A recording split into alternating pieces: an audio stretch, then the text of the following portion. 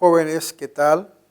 Vamos a comenzar la discusión de la semana 7 correspondiente al curso Taller de Habilidad Verbal del ciclo 2017-2. En esta semana, el objetivo fundamental es desarrollar la competencia en la extrapolación. Recordemos que la extrapolación es el nivel más alto en la lectura comprensiva. Consiste en proponer un caso eventual no contemplado en el texto para ver la consecuencia que acarrea este movimiento en la comprensión. Hemos propuesto nosotros una distinción, una tipología en la extrapolación. Considerando que la extrapolación consiste en proponer un escenario virtual alejado al texto para analizar la potencialidad del mismo, hemos creído conveniente distinguir dos condiciones en ese movimiento virtual. La primera condición, vamos a llamarla extrapolación cognitiva. ¿Por qué se llama cognitiva?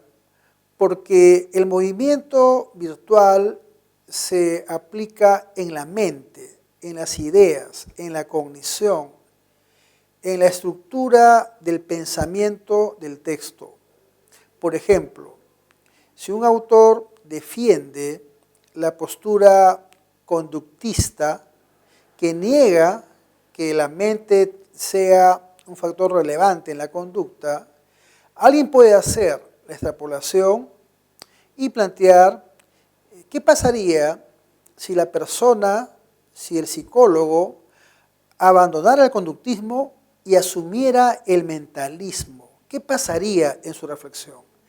Esta extrapolación vamos a llamarla cognitiva, porque opera a nivel de la mente, del pensamiento o de la cognición, y es muy importante en la comprensión de lectura.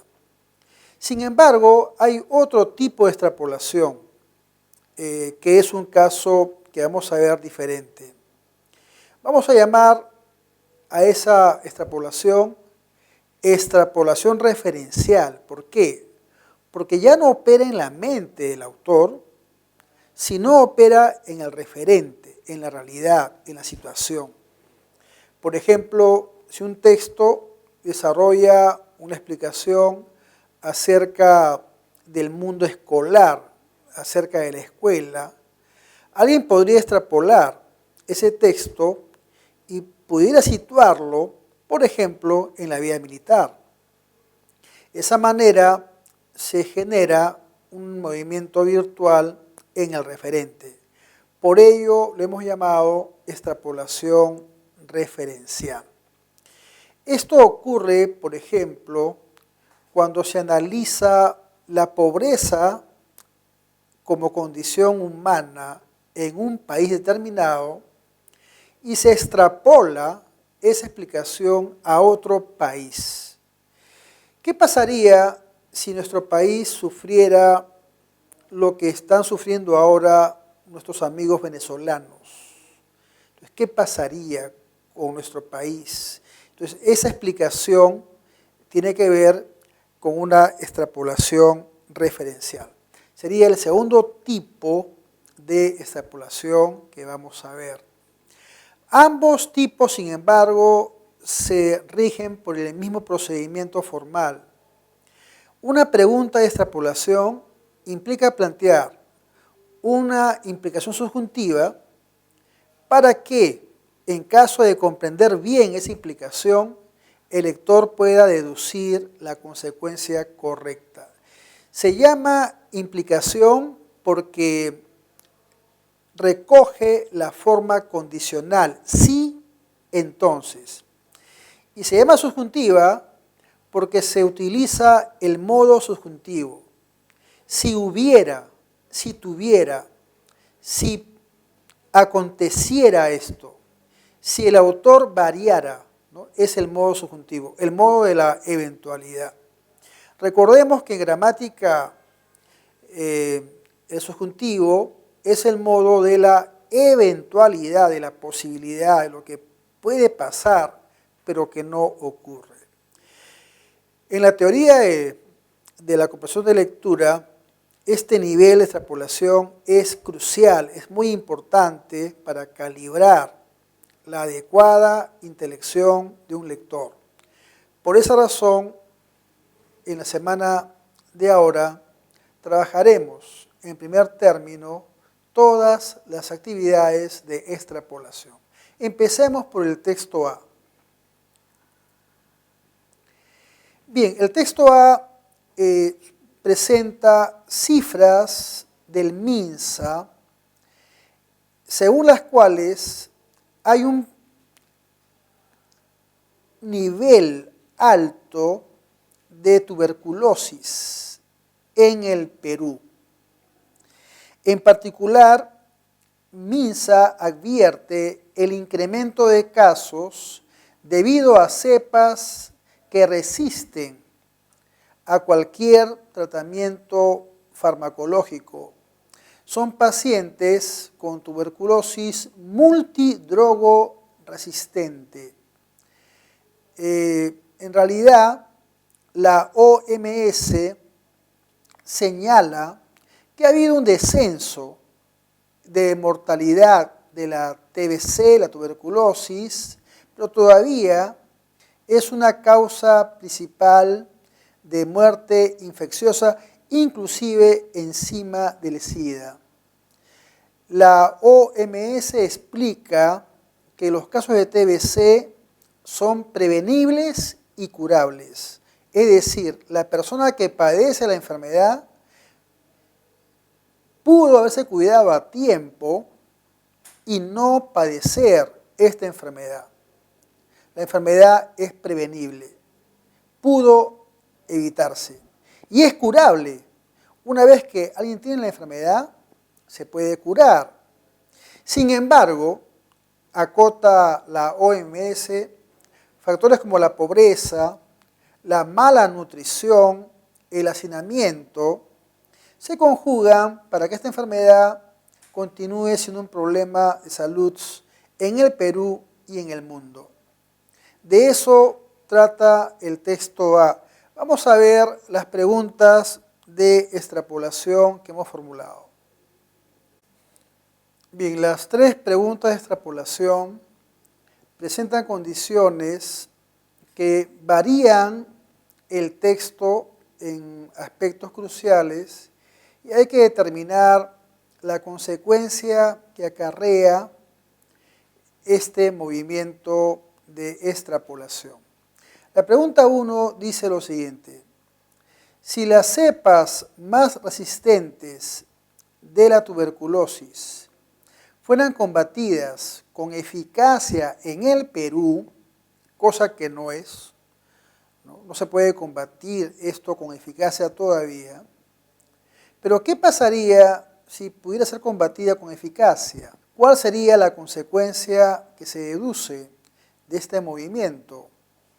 Lamentablemente, los problemas de la tuberculosis no tienen que ver solamente con los fármacos, sino también con condiciones sociales, como la pobreza, la mala nutrición, el hacinamiento.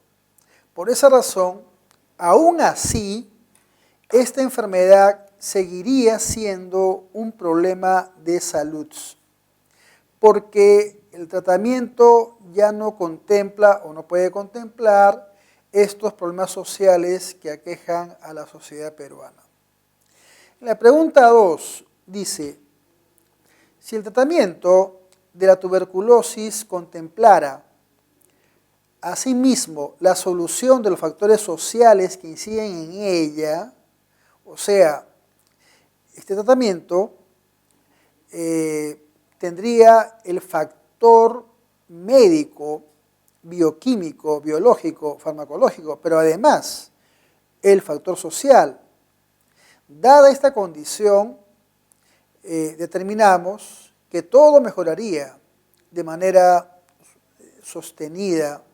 Por esa razón, la prevención y la cura de esta enfermedad sería más sostenida y segura.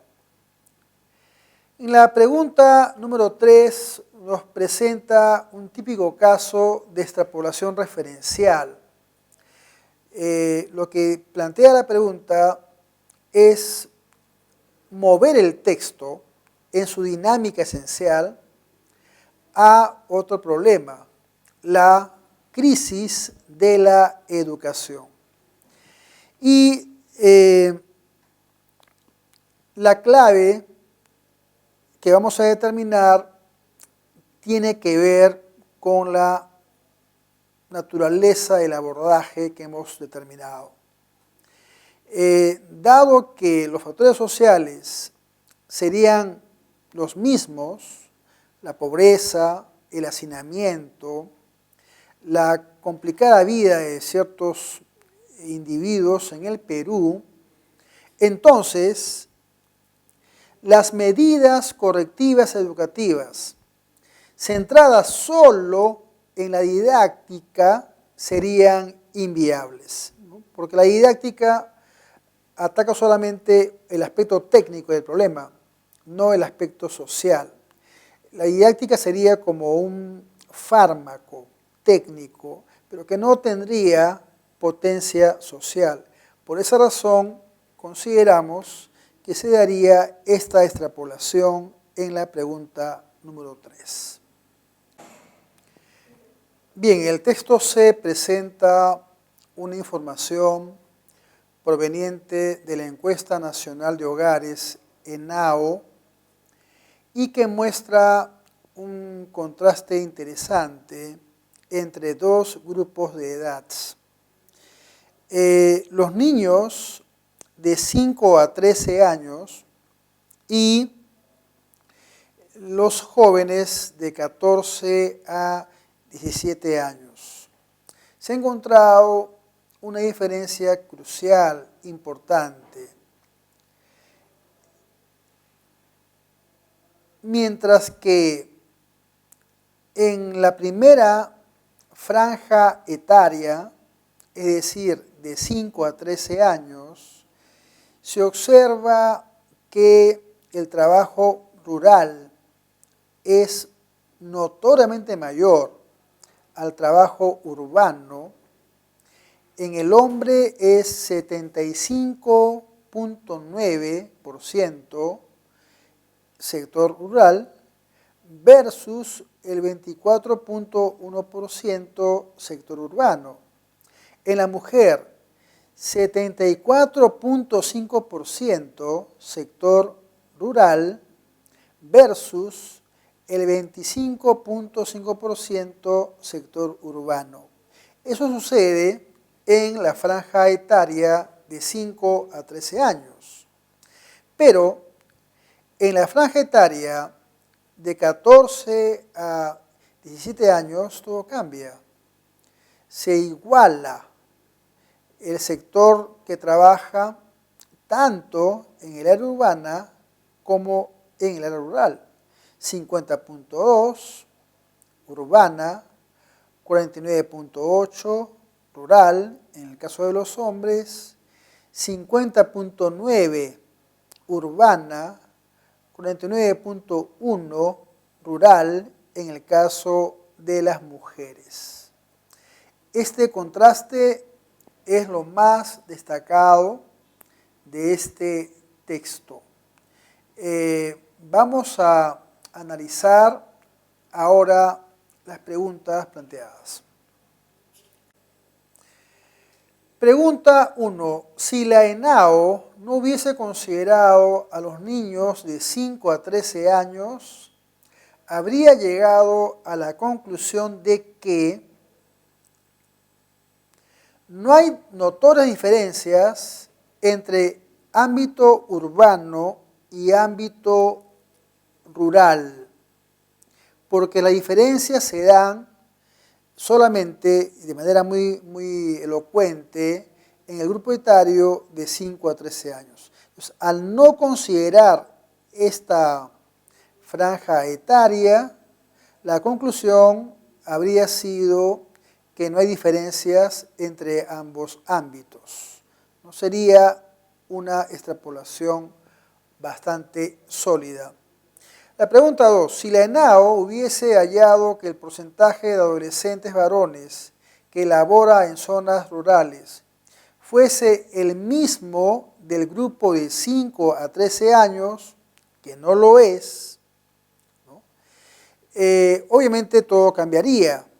Entonces cambiaría también que los adolescentes varones con trabajo urbano no llegaría al 25%. ¿Ya? Sería la conclusión sólida en función del gráfico que hemos explicado. Bien, esta lectura, el texto 2, versa acerca del el Alzheimer, una enfermedad preocupante que afecta exclusivamente a los seres humanos y que con el tiempo ha devenido en un problema de salud grave de la época moderna. En realidad, esta afección también ha servido como una ventana para conocer cómo funciona el cerebro, el comportamiento y la mente. El autor del texto, Antonio Damasio, que es un neurocientífico importante en la actualidad, quiere establecer qué pasa en la mente, en el cerebro de la persona que padece Alzheimer, para primero conocer cómo se puede atender esta enfermedad, pero sobre todo las lecciones que puede dejarnos para conocer a profundidad la mente humana. Él ha querido basarse en estudios de neuroanatomía del cerebro afectado por Alzheimer.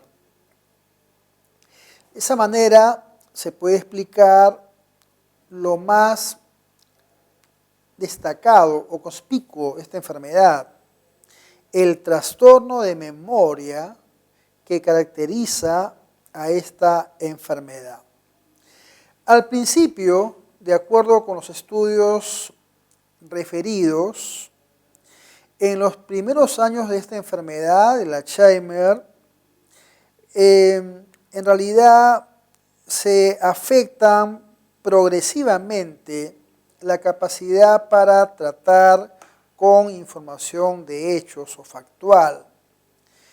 Y luego ya se va a observar cómo es que esta enfermedad puede ser cada vez más peligrosa o terrible. Sin embargo, cuando la enfermedad está en un estadio temprano, el ataque suele ser lene, es decir, no muy fuerte, tenue, y por esa razón las habilidades humanas se conservan por un cierto espacio de tiempo y parece que la persona puede desarrollar una vida semejante a una vida normal. El texto dilucida que han encontrado estos investigadores que el hipocampo es la estructura cerebral implicada en el mal de Alzheimer. El hipocampo es fundamental para la memoria de hechos. Y en el caso del Alzheimer, si no funciona bien el hipocampo, no es posible recordar ni aprender nuevos hechos. Por esa razón, conforme avanza la enfermedad, la memoria autobiográfica se erosiona y el paciente de Alzheimer ya no sabe ni quién es. Es muy probable que un hijo al que él amó de manera intensa no sea reconocido por el paciente de Alzheimer, ni siquiera reconozca a su cónyuge. No es de extrañar, dice Antonio Damasio, que el Alzheimer arrase la memoria de los hechos, dado que se han encontrado fisuras en el área del hipocampo. En los primeros estadios, la persona con Alzheimer puede tener una vida parecida a la vida normal, pero conforme la enfermedad progresa, todo cambia y la integridad de la conciencia empieza a resentirse de manera crucial. Primero, el problema se limita a la conciencia autobiográfica, pero luego la enfermedad avanza en la medida en que también se produce una disfunción en el lóbulo temporal medial. En su avance inexorable, esta enfermedad destruye todo proceso autobiográfico y en los últimos estadios de Alzheimer, en aquellos pacientes que han recibido una buena asistencia médica y pueden vivir hasta los 80 o más años, llegan prácticamente a un estado vegetativo, pierden toda conciencia. La conexión del paciente con el mundo se reduce hasta llegar a un estadio descrito como mutismo asinético. Vale decir, el paciente no emite nada, no dice nada, no articula nada, ni tampoco se mueve. Puede estar horas de horas sentado en un sillón como si fuese un simple vegetal. En realidad, hasta llegar al final de la vida, el paciente puede hasta olvidarse de respirar y ello ocasiona su muerte. Las emociones de estos pacientes son mudas y su comportamiento está dominado por un ademán ausente, apático, vacío, descentrado, silente. Con el tiempo hemos podido observar casos de gente con Alzheimer. Hay películas que han descrito esta tragedia personal y familiar y no es ahora una enfermedad exótica, sino todo lo contrario. Con toda seguridad, más de una persona tiene en su entorno familiar un abuelo, una abuela, un tío mayor que padece esta enfermedad terrible. Veamos las preguntas. Embate significa, el embate se refiere a un ataque, la infección ataca algo serio en la mente o en el cerebro. Significa ataque. Pregunta 2. ¿Resulta incompatible con el texto decir que el Alzheimer, esta enfermedad, Alzheimer, es descrita de manera prolija? Se dice que al inicio de la enfermedad, la conciencia todavía pervive y el paciente puede desarrollar una vida casi normal. Por lo tanto, sería incompatible decir que desde el inicio causa terribles estragos en la conciencia del paciente. Eso no es cierto. En un estadio posterior es cuando se producen tales estragos. Pregunta 3, pregunta de jerarquía. Medularmente, el texto explica la neuropatología que inicia el Alzheimer. O sea, ¿qué pasa en el cerebro de la persona que padece Alzheimer? ¿Qué pasa con su hipocampo? ¿Qué pasa con su mente, con sus lóbulos? Eso es lo que explica el autor de manera central. La neuropatología son los problemas a nivel neurológico que se encuentran en el inicio de esta terrible enfermedad llamada mal de Alzheimer. Se desprende del texto que un daño en el hipocampo implica, el hipocampo es la estructura cerebral vinculada con la memoria. Por lo tanto, un daño en el hipocampo implica problemas en la memoria de largo plazo. Y poco a poco la memoria se va afectando conforme el hipocampo tiene una avería, una fisura, como es en el caso del mal de Alzheimer. Pregunta 5, pregunta de extrapolación. Pregunta de extrapolación. Si un paciente con Alzheimer muriera al poco tiempo de habérsele diagnosticado la enfermedad, al poco tiempo, o sea, en los estadios iniciales de la enfermedad, lo que dice el texto es que el mutismo acinético es propio del estadio final de la enfermedad. En cambio, la pregunta nos dice, nos pide determinar qué pasaría con un paciente que muere al poco tiempo. Podemos inferir razonablemente que no habría llegado a experimentar los rasgos del mutismo acinético, que es el estadio final de la enfermedad, donde el paciente no dice nada ni hace nada, es un vegetal.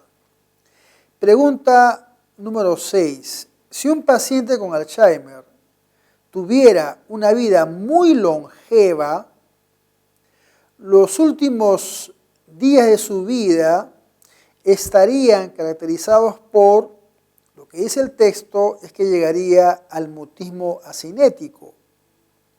Por lo tanto, la única alternativa correcta sería la incapacidad comunicativa. Es decir, no diría nada, sería una persona silente, por lo tanto tendría una incapacidad comunicativa. Bien, en esta ocasión vamos a analizar los textos polémicos, dialécticos, en los que se observa una postura, una tesis, y luego una antipostura o una antítesis. El texto A se centra en el problema de la educación superior y el autor propone que una manera creativa de poder lograr una inversión buena en este sistema superior de enseñanza consiste en fomentar una mayor inversión en educación basada en los préstamos educacionales. La idea es que las becas sean muy selectivas y que luego haya un amplio abanico de préstamos educacionales. La idea es que un estudiante que no tiene capacidad económica pueda pedir un préstamo a una entidad financiera para estudiar y luego cuando trabaja pueda devolver de modo paulatino lo que se le prestó. De esa manera se podría generar un espacio económico para solventar los gastos de personas talentosas, pero que no tienen capacidad de arribar a estos préstamos. La idea es que este programa de becas se pueda reducir para que pueda ser algo sustentable en el tiempo. La dinámica de la combinación de becas muy reducidas y préstamos educacionales podría resolver el problema del acceso a la educación superior. Obviamente la rentabilidad puede motivar luego una mayor disponibilidad de préstamos y esa mayor demanda hará que aumenten los recursos privados, lo que puede garantizar una buena solución a este problema. En resumen, el texto 1A propugna considerar los préstamos educacionales como una solución al problema de los gastos en la educación. Eso es lo que defiende el texto 1A y para ello recurre a experiencias que pueden ser monitoreadas en el tiempo. Veamos ahora lo que sostiene el texto 1B. Recordemos que el texto 1A defiende la idea de los préstamos educacionales como una solución creativa al problema de los universitarios. El texto 1B plantea una crítica medular a esa propuesta y principia su argumentación con un ejemplo de impacto. Valeria tiene 26 años y acumula una deuda de unos $100,000 por el coste de sus estudios. Amení tiene 30 años y su pasivo es de $105,000. Son dos ejemplos de una preocupante realidad, cada vez más extendida en Estados Unidos. El aumento mayúsculo de la deuda de los universitarios en los últimos años. En rigor, lo que sostiene este texto, que esta política de préstamos no es buena. Se ha planteado de manera quizás bien intencionada, pero al final los bancos prestan para ganar, no para regalar dinero. Y por esa razón, al final, el estudiante tiene que pagar enormes cifras y puede demorar unos 10, 20 o más años pagar esa deuda. La situación ha sido tan complicada que Barack Obama ha tenido que aprobar varias medidas para que flexibilicen estos préstamos, porque él asumió un préstamo para estudiar en la Universidad de Harvard. Él mismo dice que eso le ha demorado mucho tiempo en pagar.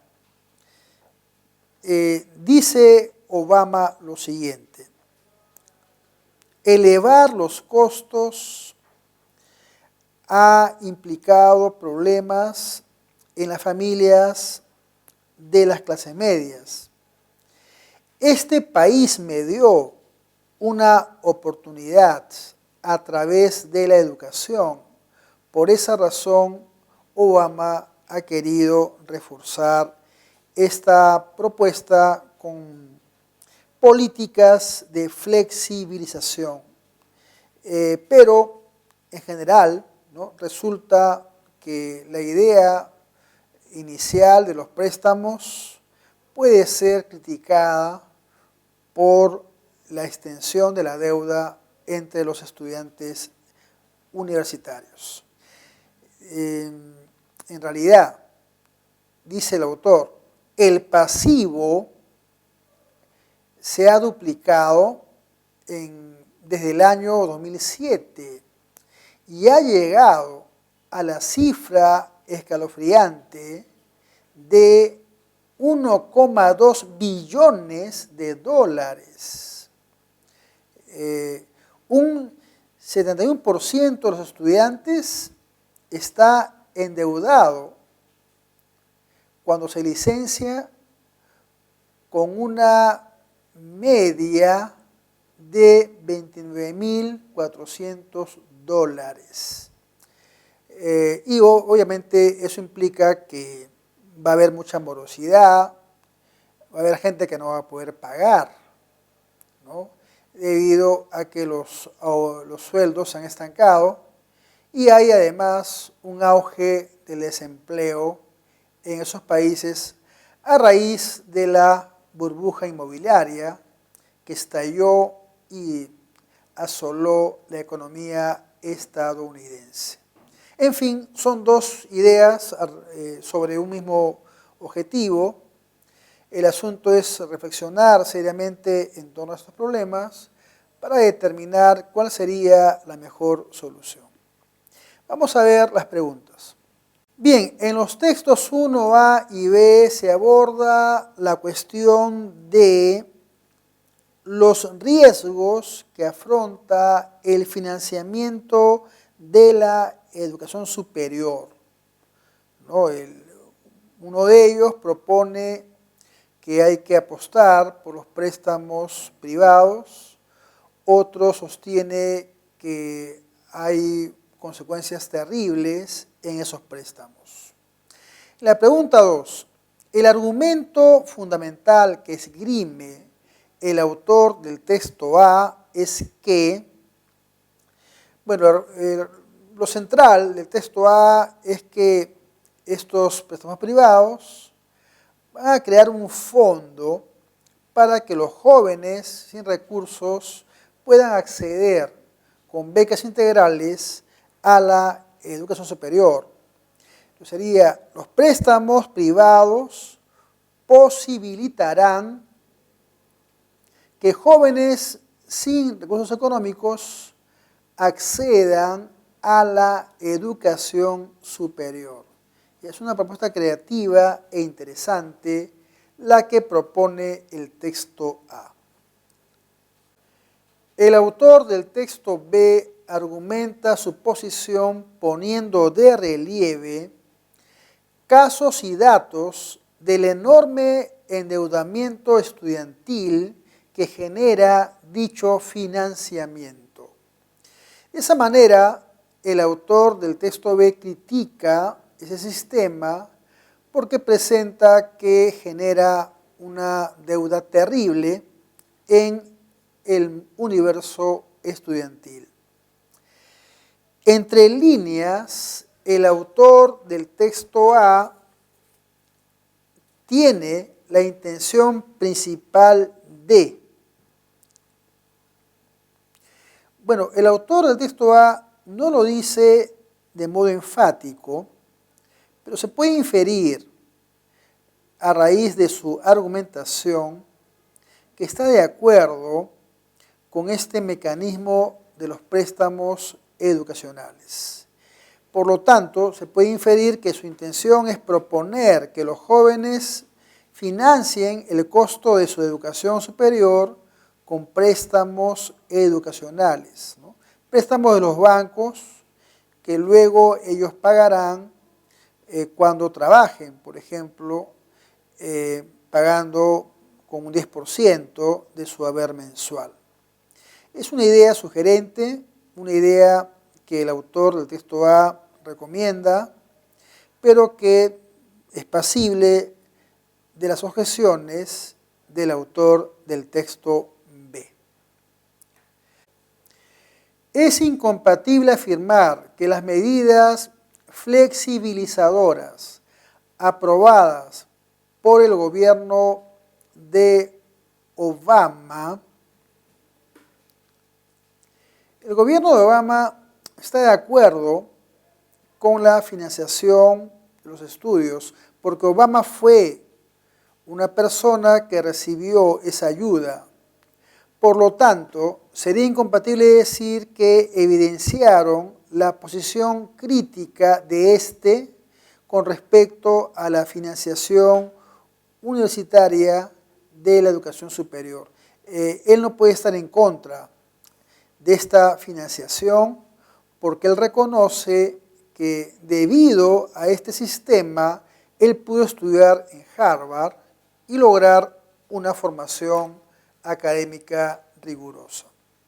La pregunta 6, si la economía de Estados Unidos no hubiese caído en recesión a partir del año 2007, se dice en el texto que la ley de 2010 se origina por esa recesión. Entonces, si no hubiera habido esta recesión, tampoco se habría propuesto la ley del 2010 y las medidas aprobadas por Obama. Estas medidas no habrían sido propuestas porque la causa no se habría realizado. Pregunta 7. La pregunta 7 analiza una de las posibilidades más complicadas de esta propuesta.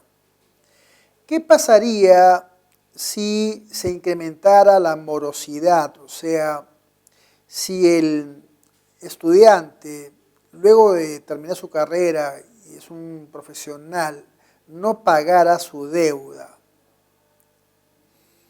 ¿Qué pasaría si hubiese un riesgo creciente de morosidad, de falta de pago?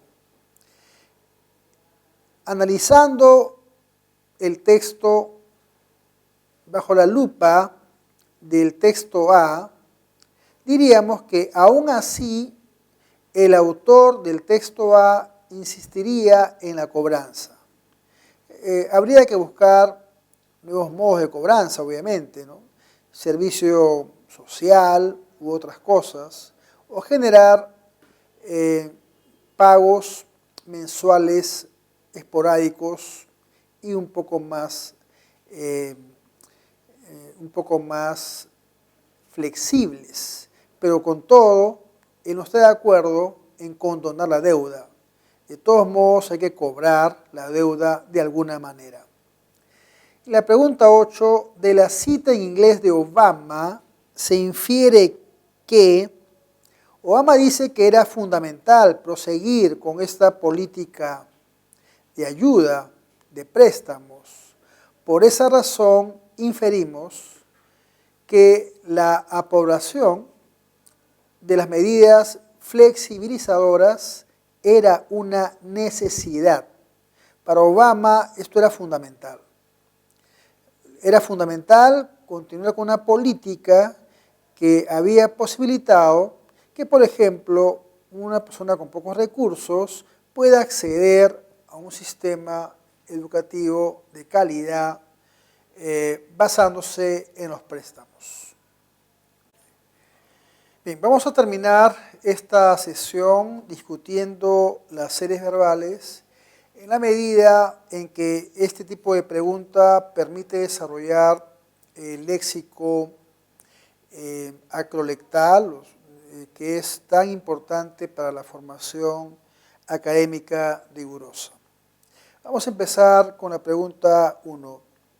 La serie plantea una secuencia de palabras, cieno, barro, lodo, que denotan un tipo de sólido que tiene rasgos comunes. La palabra que sigue es limo, que es como lodo. Caterva significa un conjunto pequeño de poco valor. Nomadismo es un modo de vida caracterizado por el viaje constante, la migración constante. Y Villorrio es un pueblo pequeño. Loa, elogio, ditirambo son expresiones que tienen como fin alabar, ensalzar algo. Panegírico sería la palabra que sigue porque tiene el mismo sentido. Elegía es un canto de tristeza, igual que endecha, y sinecura es un oficio que se plantea de manera superficial y que no implica mayor responsabilidad laboral. Grafema, sílaba, palabra, es una serie que plantea una suerte de clímax, ¿no? Va en aumento. Grafema es una letra. Sílaba ya es una estructura mayor. Y palabra es una estructura mayor. Va de menos a más. Por lo tanto, la opción correcta sería sintagma, ¿no? Que es una frase, ¿no? La sílaba es mayor que el grafema, la palabra es mayor que la sílaba y el sintagma es mayor que la palabra. Vocablo es sinónimo, el texto es algo demasiado alejado. Morfema está incluida en la palabra y clítico también es algo que está incluido en la noción de palabra. Enunciado 4, excitación, irresolución, indeterminación. El campo semántico es el campo de la duda.